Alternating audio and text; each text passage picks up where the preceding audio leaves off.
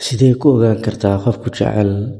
Haa, waa su'aal dad badan ay isweydiiyaan.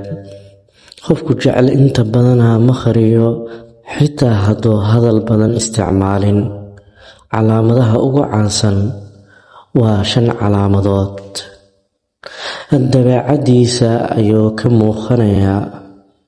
Marka la joogto, wuxuu dareemayaa farxad dheeri ah. Indhahaaga ayuu fiiriyaa inta badan, si gaar ah wuxuu ku mashquulaa dhoolla caddeyntaada. Wuxuu jecel yahay inuu agtaada joogo ama uu kula hadlo. Waqti ayuu kuu huraa, wuu ku raadiyaa, wuuna ku soo wacaa ama fariimo ayuu kula soo wadaagaa. Wuxuu helaa waqti oo ka badan inta uu geliyo naftiisa. Wuxuu xusuustaa waxyaabo aad horay ugu sheegtay.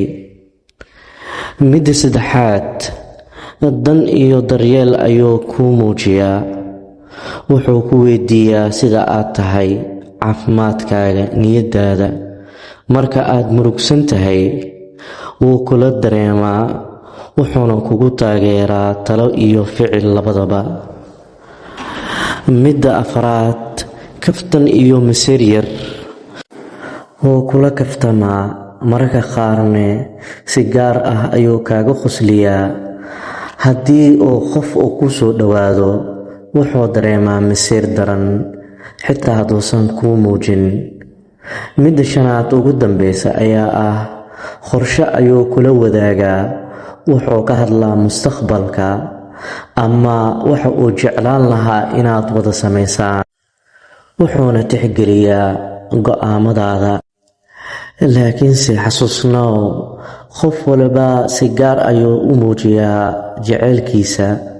Calaamadahani ma ahan mid mar walba oo suuragal ah oo qof walba laga yaabaa oo calaamadahan lagu arko in ay tahay mid jaceyl u muujinaya.